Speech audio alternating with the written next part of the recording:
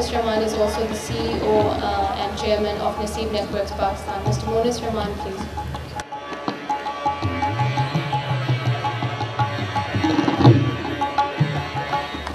Honorable Governor of Punjab, esteemed guests, members of TiE, I welcome you. Which is the promotion of entrepreneurship and business. I think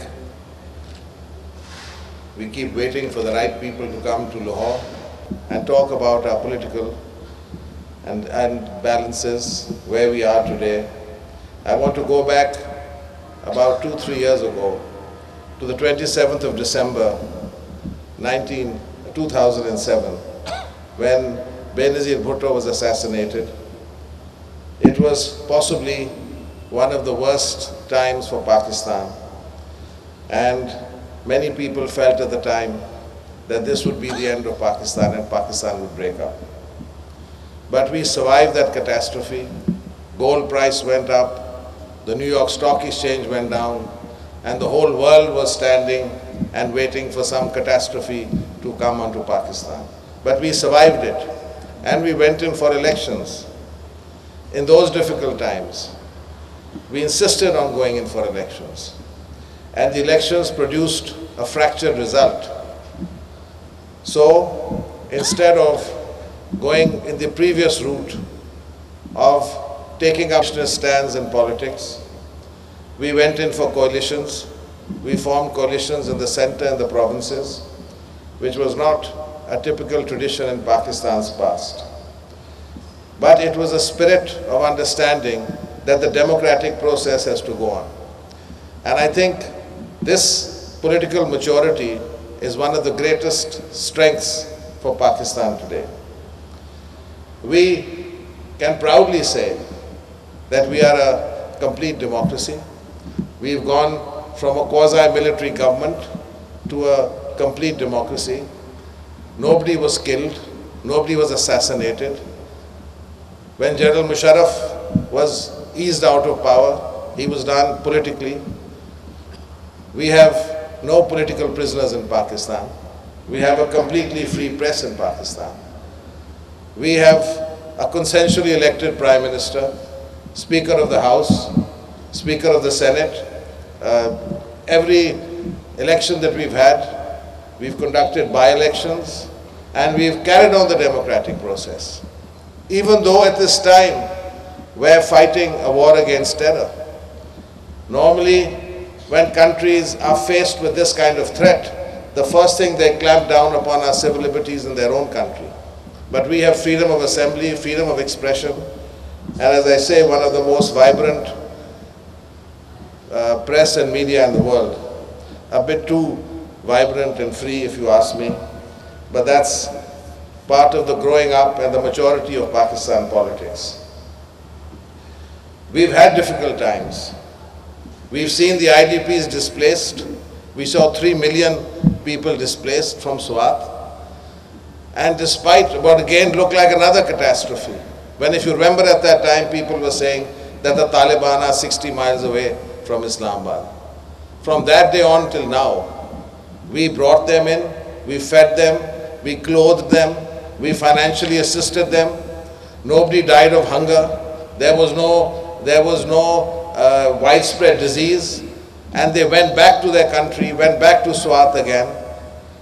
And when they went back on the 14th of August, when the rest of Pakistan was celebrating Independence Day, when in Karachi and Lahore and Islamabad, so there again in Swat they went back, and on the 14th of August they also said Pakistan Zindabad, and I think that's something to be proud of.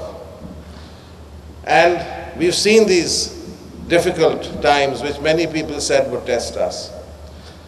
There always was some kind of perception that Muslim countries are either monarchists or dictators. But we have shown that we are a mature political democracy. We passed the 18th Amendment, which was again consensually passed, which changed the balance of the Constitution. We had the NFC Awards, where we distributed the pie among different provinces, again consensually. So these are some of the achievements which I feel are very important, and sometimes when history passes in front of your eyes, you don't see it. But when you go back, you say that yes, this was a watershed. These were defining moments in the history of Pakistan's democracy. And the greatest achievement for this democratic Pakistan will be 2013 elections and handing over to another civilian government, whoever it may be, so that the transition in the process of democracy is complete. And why this is so important is that we cannot have economic development unless we have a continuing democratic process in this country. We have tried all the other experiments. I think Pakistan must be one of the most experimented countries. We've had basic democracy, we have military dictatorships, we've had controlled democracies, we've had all kinds of experiments, and none of them have lasted.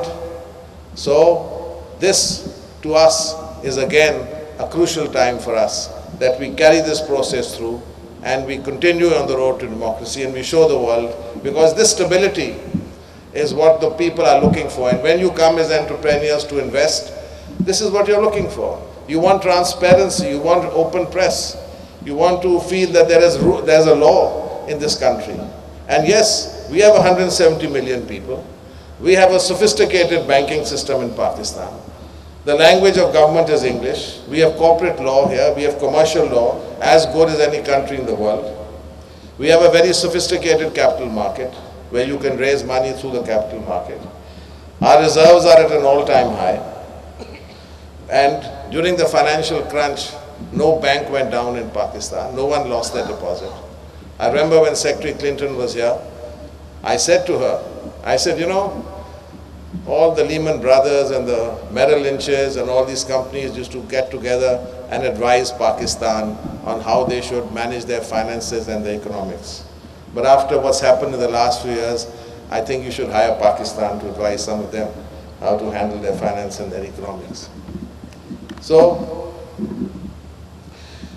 I'm sure you've discussed all the important issues in terms of capital, protection of capital, movement of capital. But one point I always like to make to people who come to Pakistan to invest. Thank you very much. Pakistan Zindabad.